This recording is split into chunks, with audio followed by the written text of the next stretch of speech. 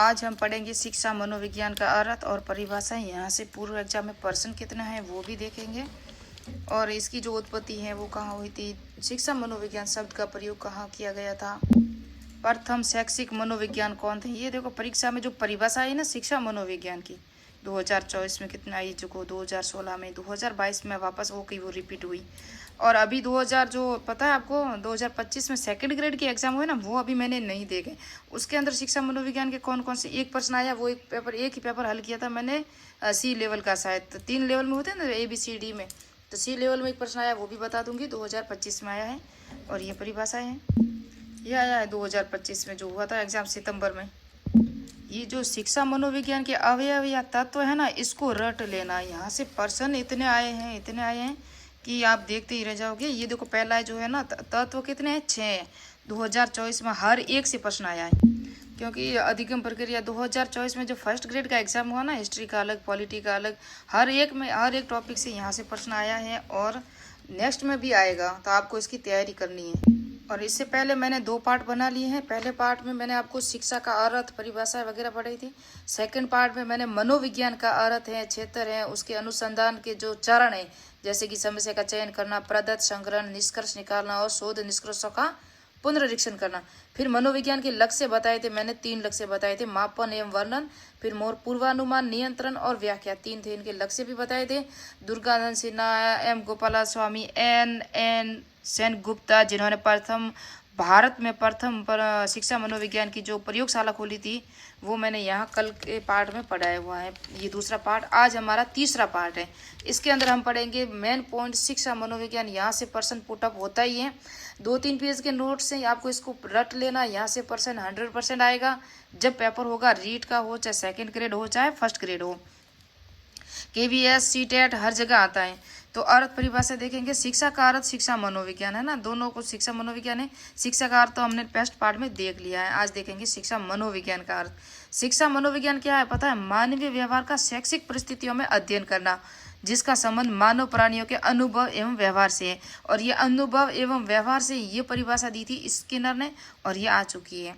अनुभव तथा व्यवहार, वृद्धि और अधिगम या विकास, वो आगे मैं बताऊंगी आपको। अभिवृद्धि और विकास की परिभाषा किसने दी थी और अभी 2024 में और 22 में प्रश्न आ चुका है।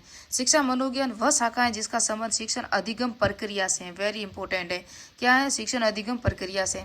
शिक्षा मनोविज्ञान का विकास जो हुआ ना 1880 में फ्रांसीसी गाल्टन की योगदान से प्रारंभ हुआ। और फ्रांसीसी गाल्टन ने कौन सा जो सिद्धांत दिया था, साहचर्यवाद सिद्धांत दिया था। साहचर्यवाद का सिद्धांत किसने दिया था, फ्रांसीसी गाल्टन ने दिया था। इसकी उत्पत्ति 1900 में मानी गई, जो वर्तमान में आधुनिक है। शिक्षा मनोविज्ञान जो क्या है, आधुनिक विषय है। 1920 में अमेरिका में थॉर्नडाइक, जूड टर्मन, स्टैनली हॉल के प्रयासों से शिक्षा मनोविज्ञान विज्ञान से स्पष्ट व निश्चित रूप धारण किया। यानी कि विज्ञान से इसने रूप धारण किया, किसने, शिक्षा मनोविज्ञान ने। शिक्षा का संबंध मानवीय व्यवहार परिमार्जन से होता है, किससे, मानवीय व्यवहार की परिमार्जन से होता है, जबकि मनोविज्ञान का संबंध व्यवहार के अध्ययन से होता है। तो मनोविज्ञान में व्यवहार किया जाता है और यहाँ शिक्षा का संबंध मानव व्यवहार के परिमार्जन से या उसके मानवीय व्यवहार से होता है। जो शिक्षा मनोविज्ञान का अर्थ होता है ना, वो मानव के अंदर जो व्यवहार होता है, शैक्षिक परिस्थितियों का जो व्यवहार होता है वो मानव के अंदर होता है और उनका जो अध्ययन किया जाता है। प्रथम शैक्षिक मनोविज्ञान कौन है, मनोवैज्ञानिक, ये थॉर्नडाइक है। ये रीट में प्रश्न आ चुका है। मनोविज्ञान के सिद्धांतों को प्रयोग करना प्रारंभ किया था। फिर प्लेटो और अरस्तु ने शिक्षा में क्या, अरस्तु को शिक्षा मनोविज्ञान का आदि जनक कहा जाता है। अरस्तु को देखो, मनोविज्ञान में सिद्धांतों का जो प्रयोग प्रारंभ किया था वो प्लेटो और अरस्तु ने किया था। शिक्षा में मनोविज्ञान को के सिद्धांतों का, मनोविज्ञान तो थी लेकिन इनके जो सिद्धांत है ना, फिर शिक्षा में जो प्रयोग किया था वो प्लेटो और अरस्तु ने किया। अरस्तु को शिक्षा मनोविज्ञान का जनक किसने कहा, स्किनर ने कहा। स्किनर ने अरस्तु को शिक्षा मनोविज्ञान का जनक कहा है। आधुनिक शिक्षा मनोविज्ञान के जो जनक है वो थॉर्नडाइक है, या पितामह भी थॉर्नडाइक है। ये 2022 में प्रश्न आ चुका है कि आधुनिक शिक्षा मनोविज्ञान के जनक या शिक्षा मनोविज्ञान के जनक या प्रथम शैक्षिक मनोविज्ञान वो थॉर्नडाइक है। और ये कैटल दोनों हैं, कैटल और थॉर्नडाइक जनक है शिक्षा मनोविज्ञान के। योगदान भी रहा। कॉल सैनिक ने शिक्षा मनोविज्ञान की शुरुआत किससे मानी, प्लेटो से। तो स्किनर ने तो अरस्तु को शिक्षा मनोविज्ञान का जनक कहा, जबकि कॉल सैनिक ने शिक्षा मनोविज्ञान की शुरुआत प्लेटो से मानी। शिक्षा में मनोवैज्ञानिक दृष्टिकोण आंदोलन की शुरुआत रूसो ने की थी। किसने की थी, रूसो ने की थी। शिक्षा में मनोविज्ञान नियम और सिद्धांतों व मानव विकास के नियम पर बल डाला पेस्टोलॉजी ने। देखो, मनोविज्ञान के सिद्धांतों का जो प्रयोग है शिक्षा में वो प्लेटो अरस्तु ने किया था, जबकि शिक्षा में मनोविज्ञान नियम सिद्धांतों का मानव विकास के नियम पर बल डाला वो पेस्टोलॉजी थी। कौन थे? पेस्टोलॉजी। शिक्षा और मनोविज्ञान में जो अंतर है, शिक्षा का व्यवहार में परिमार्जन ही व्यवहारिक है, ये व्यवहारिक है शिक्षा, जबकि मनोविज्ञान व्यवहार का अध्ययन करता है, मनोवैज्ञानिक संबंध स्थापित करता है, अध्ययन करने की प्रेरणा देता है मनोविज्ञान में, है ना। मनोविज्ञान ने शिक्षा को क्या बनाया? बाल केंद्रित बना दिया, जबकि शिक्षा एक सामाजिक प्रक्रिया है। वेरी इंपॉर्टेंट है, यहाँ से प्रश्न आ सकता है, क्योंकि शिक्षा को सामाजिक प्रक्रिया, कई बार हम कंफ्यूजन हो जाते हैं कि शिक्षा को हम क्या सामाजिक प्रक्रिया मान सकते हैं, तो ये आप देख सकते हो शिक्षा क्या है? सामाजिक प्रक्रिया है। शिक्षा मनोविज्ञान में जो सही नहीं है, ये प्रश्न आया था ना अभी सितंबर 2025 में एग्जाम हुआ है, उसमें यह मानवीय पक्ष को महत्वपूर्ण मानते हुए शिक्षण अधिगम में सहायता करता है। मानवीय पक्ष को ही तो महत्वपूर्ण मानता है, तभी तो शिक्षण अधिगम में जो सहायता करते हैं। यह प्रयुक्त मनोविज्ञान की शाखा है, ये भी सही है। प्रयुक्त मनोविज्ञान या अनुप्रयुक्त मनोविज्ञान की शाखा जो भारत में स्थापित की थी, वो कल के वीडियो में आप देख सकते हो। यह मूल्य व आदर्शों की प्राप्ति में सहायता करता है। वेरी इंपॉर्टेंट है, मूल्य व आदर्शों की प्राप्ति में सहायता देता है। यह एक साध्य व साधन नहीं है। ये जो नहीं है, ये तो आंसर दिया मैंने, यह एक साध्य है या साधन नहीं है, तो ये इसका आंसर नहीं है, ये गलत है। ये एक साध्य है या साधन नहीं है, ये इसका क्या है? ये गलत है। बाकी ये तीनों ही क्या है? राइट है। तो यहाँ से प्रश्न कहा था सही नहीं है, ये 2025 में आया था। शिक्षा मनोविज्ञान की परिभाषा है, वेरी इंपॉर्टेंट है। यहाँ से प्रश्न एक पुटअप होता ही है और होगा ही। शिक्षा मनोविज्ञान विद्यालय अधिगम व उसके समस्त पहलुओं का अध्ययन है, ये कैरोल ने किया था, और ये 2024 में फर्स्ट ग्रेड में आई है, अभी एग्जाम में परिभाषा है। ये संस्कृत विभाग का जो हुआ था ना फर्स्ट ग्रेड का। शिक्षा मनोविज्ञान, मनोविज्ञान की वह शाखा है जो शिक्षण व सीखने से संबंधित है। तो शिक्षण व सीखने से, अधिगम या अनुभव से, ये सभी कौन है? स्किनर है। रीटमैन में भी आया था और सेकंड ग्रेड 2023 में भी ये प्रश्न आ चुका है। स्टीफन की परिभाषा भी इम्पोर्टेंट है ना। शिक्षा मनोविज्ञान शैक्षणिक विकास का कर्मिक अध्ययन है। कर्म से टिफिन लेके जाते हैं, जो जाते हैं ना मजदूर रोज से, या स्कूल पे जाते हैं टिफिन लेके रोज जाते हैं, वो भी कर्म से। इस तरह से आप ट्रिक बना लें। और ये 2022 में आया था प्रश्न। और वृद्धि और विकास का जो अध्ययन है, ये भी स्टीफन ने कहा था। क्या कहा था? शिक्षा मनोविज्ञान वृद्धि, अभिवृद्धि और विकास का कर्मिक नहीं, अध्ययन ही है खाली, जबकि शिक्षा मनोविज्ञान शैक्षणिक विकास का कर्मिक अध्ययन है। ये दोनों परिभाषाएं स्टीफन की हैं, और ये 2016 में फर्स्ट ग्रेड आ चुकी है, 2022 में आ चुकी है। अभी मैं प्रश्न जब देखूंगी 2025 वाले, अभी पूरे पेपर मैंने हल नहीं किया, वो करूंगी तो वो भी बता दूंगी आपको कि अब कौन कौन सी परिभाषाएं आई हैं। पील, शिक्षा मनोविज्ञान शिक्षा का विज्ञान है, ये भी 2016 में आ चुकी है। और क्रो एंड क्रो, शिक्षा मनोविज्ञान व्यक्ति के जन्म से वृद्धावस्था तक सीखने के अनुभवों का वर्णन या व्याख्या करता है, ये भी 2022 में आ चुकी है। वेरी इंपॉर्टेंट है क्रो एंड क्रो की परिभाषा है। ट्रो, शिक्षा मनोविज्ञान शैक्षणिक परिस्थिति और मनोवैज्ञानिक पक्षों का अध्ययन करती है, ये फर्स्ट ग्रेड 2022 में आई थी। ट्रो की परिभाषा है, वेरी इंपॉर्टेंट है। कॉल सैनिक, शिक्षा मनोविज्ञान, मनोविज्ञान के सिद्धांत व अनुसंधानों का शिक्षा में प्रयोग है, तो ये कॉल सैनिक ने कहा था। वेरी इंपॉर्टेंट ये भी है। एलिस क्रोस, एक वैज्ञानिक विधि से प्राप्त किए गए मानव सिद्धांतों के प्रयोग को प्रस्तुत करता है और शिक्षण अधिगम को प्रभावित करता है। तो मैंने परिभाषा अभी कितनी लिखवाई है? 1 2 3 4 5 6 7 8, 2 अभी।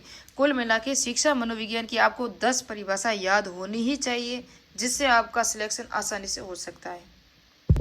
अब है शिक्षा मनोविज्ञान के अवयव या तत्व। यहाँ से प्रश्न बहुत सारे आए हैं, अभी 2024 में आए हैं।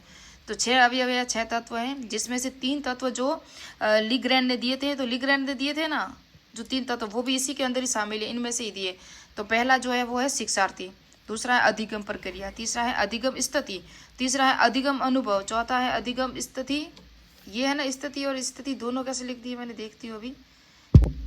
ये अधिगम स्थिति नहीं है, ये क्या है? शिक्षण स्थिति है, तो इसको शिक्षण स्थिति कर लेना। अधिगम अनुभवों का मूल्यांकन, ये 6 तत्व हैं। और यहाँ हम देखेंगे लिग्रैंड ने शिक्षा मनोविज्ञान के मुख्य 3 तत्व बताए। ये 2016 में प्रश्न आया था कि कितने तत्व बताए हैं? 3 तत्व बताए हैं। अधिगम करता, अधिगम परिस्थिति, अधिगम प्रक्रिया दिए थे, और उसके बाद उसमें लिखा था उपयुक्त सभी या इनमें से एक देना था। तो ये तीनों ही है, ये प्रश्न आया था, याद रखना, तीनों को याद करना। अधिगम करता, अधिगम करता से प्रश्न आए हैं 2024 में 2 जगह। एक बार पॉलिटी का इतिहास था, पॉलिटिकल साइंस, वहाँ इसी को दिया, और हिस्ट्री का हुआ ना फर्स्ट ग्रेड में, वहाँ भी इसी अधिगम करता से प्रश्न दिया इन्होंने। तो आरपीएससी वेरी इंपॉर्टेंट है। इन तत्वों को याद रखना। 6 तत्व: बालकों की बुद्धि, व्यक्तिगत व्यक्तित्व, शील गुण, विकास अभिक्षमता, व्यक्तिगत भिन्नता, मानसिक स्वास्थ्य, बालक की मनोवैज्ञानिक समस्याओं का अध्ययन किस में होता है? अधिगमकर्ता में होता है, लर्नर, जिसको शिक्षार्थी, इसको लीग्रैंड ने शिक्षार्थी कहा, और 6 तत्व उसके अंदर अधिगमकर्ता कहा गया। वेरी इंपॉर्टेंट है। इन सब नामों को भी याद रखना आपको। फिर है दूसरा अधिगम प्रक्रिया। 6 तत्व है ना, तो ये जो अधिगम प्रक्रिया है ना, लर्निंग प्रोसेस इसे कहते हैं इंग्लिश में, इसमें सभी मानसिक क्रियाओं का अध्ययन होता है। और मानसिक क्रिया पॉइंट दे के बता दिया कि ये कौन से टॉपिक में या कौन से तत्व में आता है, तो ये अधिगम प्रक्रिया में आता है। तो उसी तरह से 2022 में ये दिया था, संप्रत्य निर्माण का जो होता है वो किसके अंदर है ना, उसका जो क्या होता है, तो ये अधिगम प्रक्रिया में आता है संप्रत्य निर्माण। ये 2023 में प्रश्न आया, सॉरी। और ये 2022 में और 24 में एक इसी से 2 प्रश्न आए, 3 आए, देखो। तो इन सभी इसमें क्या है, सभी मानसिक क्रियाओं का अध्ययन होता है किसमें? अधिगम प्रक्रिया में। जैसे संप्रत्य निर्माण, चिंतन, सीखने के नियम, प्रक्रिया, सिद्धांत, स्मृति। अब की बार ये दे सकता है स्मृति, विस्मृति जो है वो किसके अंदर है, कौन सा तत्व है? शिक्षा मनोविज्ञान के अवयवों में या तत्वों में जो विस्मृति स्मृति किस में आता है? तो ये अधिगम प्रक्रिया में आता है। या अधिगम प्रक्रिया में शिक्षा मनोविज्ञान में कौन सा तत्व नहीं है, तो इस तरह से ये दे देंगे सारे। आजकल बहुत डीपली प्रश्न आता है, पेपर का लेवल चेंज हो गया है, आरपीएससी ने अपने जो प्रश्न बनाने बहुत डीपली कर लिए, तो आपको भी डीपली ही पढ़ना है, ऊपर से नहीं पढ़ना, क्योंकि पूर्व एग्जाम के प्रश्न देखोगे तभी पता चलेगा कि प्रश्न कहाँ से आ रहे हैं। प्रत्यक्षीकरण, समस्या समाधान, है ना, ये सभी है इस अधिगम प्रक्रिया में। और फिर है अधिगम स्थिति, शिक्षण, शिक्षक अभिवृद्धि, विद्यालय का स्वैगात्मिक वातावरण, कक्षा, मनोदशा, प्रबंध, अनुशासन, विधियां, मूल्यांकन, निर्देशन, परामर्श। इसके अंदर ये कहा गया था कि जो विद्यालय का संबंधित अधिगम स्थिति है शिक्षा मनोविज्ञान में, उसके अंदर कौन सा शामिल नहीं है, ये लिखा हुआ था। जिसके अंदर विद्यालय का संवेगात्मक वातावरण 1 में दे दिया, ए में।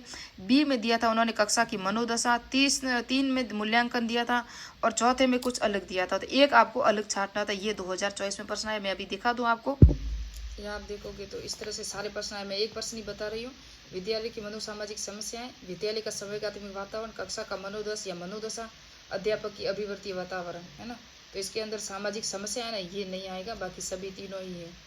इस तरह से प्रश्न बनाए जाते हैं। आजकल 2024 में ये इतिहास में आया था, देख लो आप।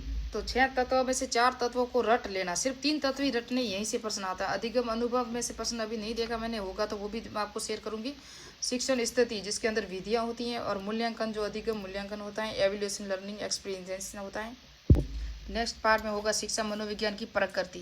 ये जो मैंने बताया था, आज जो प्रश्न करवाए ना, तो यहाँ पढ़ा है मैंने, शिक्षा मनोविज्ञान के तत्व पढ़ाए थे, परिभाषाएं और अर्थ। यहाँ से प्रश्न कौन कौन सा आया वो करवाए।